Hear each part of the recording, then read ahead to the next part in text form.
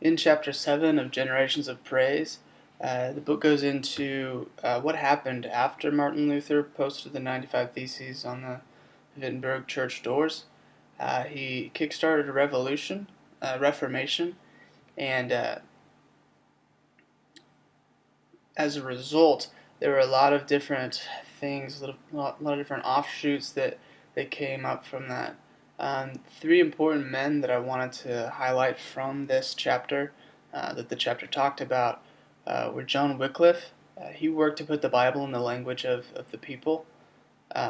From it, we see an organization like the Wycliffe Bible Translators, um, who do the all important work of translating the Bible into the languages of different people groups who don't yet have a Bible in their language. Another man in the chapter was John Huss, who administered communion to the lay people. Apparently, that was very frowned upon, and he was actually burned alive as a martyr for what he believed. And then finally, the third person I wanted to highlight was Ulrich Zwingli. He was an important reformer who worked to reform the church to a scripture basis, a lot like Luther. He concluded that baptism is merely an outward sign of an inward reality, and he also rejected the doctrine of transubstantiation, which, had to tick off the Roman Catholic Church. Um, Part of the movements that happened, I wanted to highlight, I guess, three or four that just wanted to highlight how things went for different people groups, or different traditions, or people, whatever. The Lutheran reformers were more moderate with their reformations. They kept daily prayer routines and the fasting seasons of Advent and Lent. They also celebrated festivals of Christmas, circumcision, Epiphany, Good Friday, Easter, Ascension, and Pentecost. So what they did is they actually kept a lot of the good that the Roman Catholic traditions offered and just kind of modified things, so that in a way where basically the church isn't the all-powerful entity here. Um, and so that was one of them. Another one is German and Swiss reformers. They tended more towards the radical. They maintained the Christian Sabbath, and most also celebrated Easter and Pentecost. But Christmas was always something that was kind of in limbo, I guess, with them. They never, I guess, really could decide whether or not they wanted it or they should celebrate it, because it happened.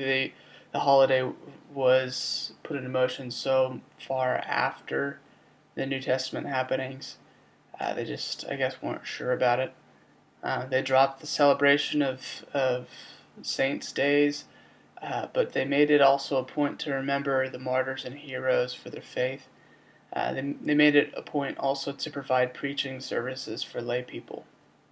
And finally, the English were similar to the Lutherans, except for the Puritan movement and the Reformation in Scotland, which rejected the liturgical calendar, though they included many of the saints' days.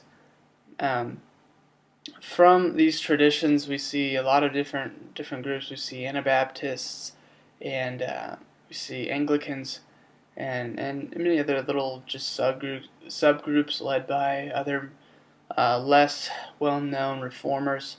It just kind of became the hip thing to do, I suppose, at the time, after Martin Luther kind of stood up to the Roman Catholic Church.